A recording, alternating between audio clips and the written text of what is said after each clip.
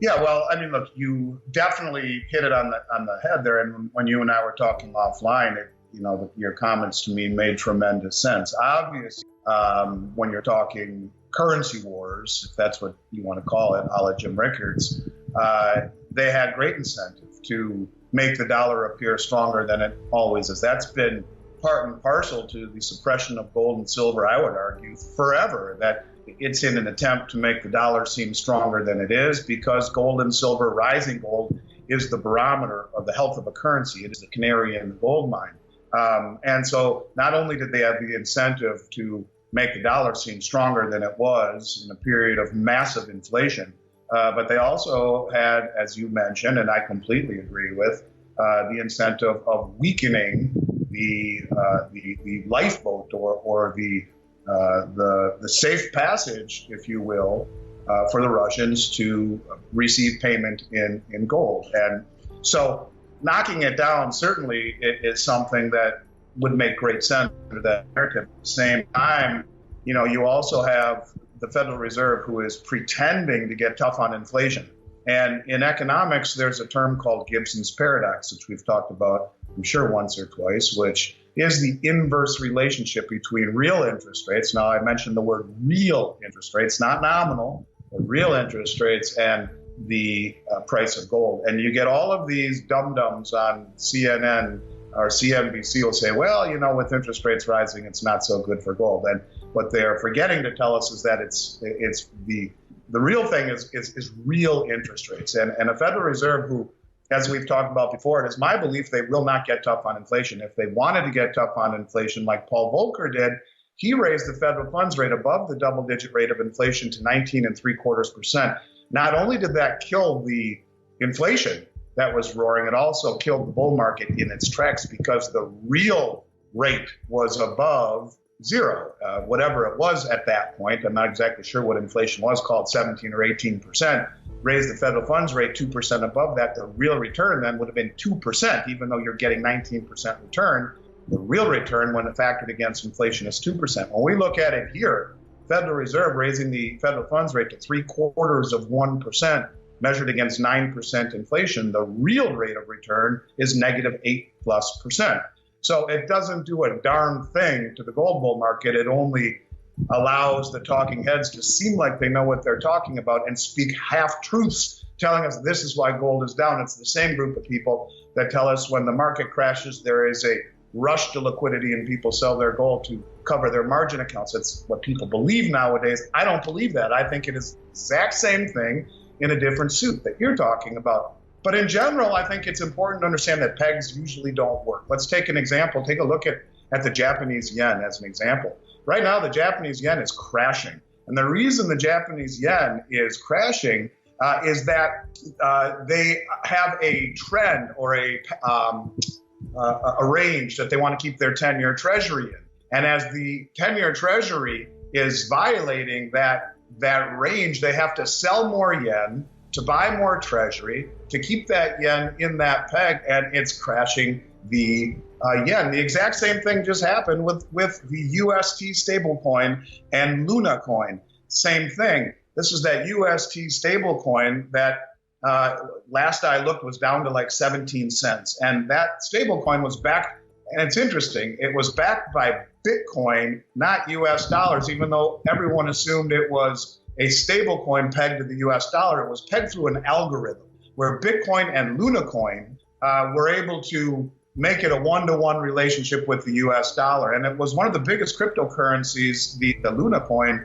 anyways, in crypto sphere. So what happened is that peg was broken because as the UST was crashing, they had to create more Luna coin to back UST.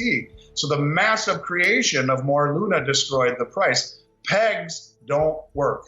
And I think that pegs are easily broken. You can exploit them. And so that doesn't surprise me one bit at all. But in the end, it to me doesn't matter. It speaks to the U.S. desperation to hang on to their hegemony, to hang on to their world reserve status, and they're grasping at it. But the smart money, the BRICS nations, they continue to accumulate gold. regardless of the West's ability to continue to hold the price down. And I think part of the reason they don't create a fuss is that they're still in the accumulation phase. So they're making it cheap for them to continue to accumulate gold and silver in exchange for dollars that are losing value. So on one hand, the East is happy about it because it allows them to beat us at our own game.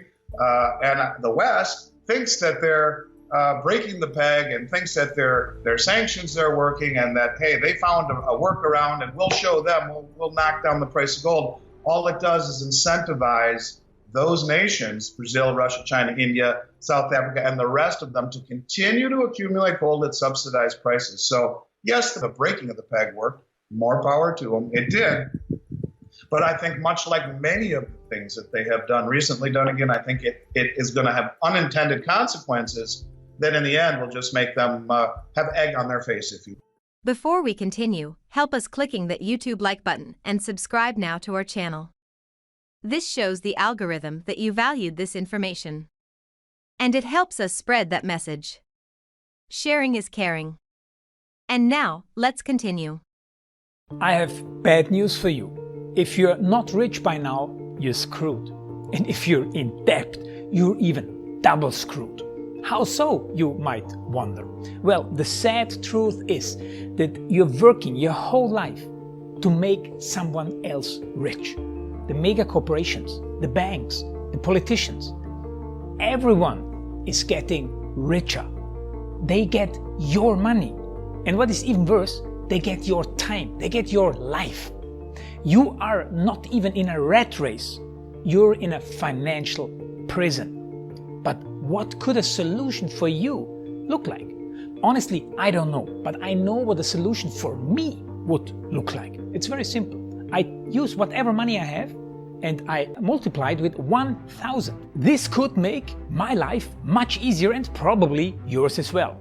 If you have $1,000 available and multiply this with 1,000, I believe that this could solve some financial issue for the one or the other. Of course, if you're ugly, you would have to multiply it with much more than 1,000.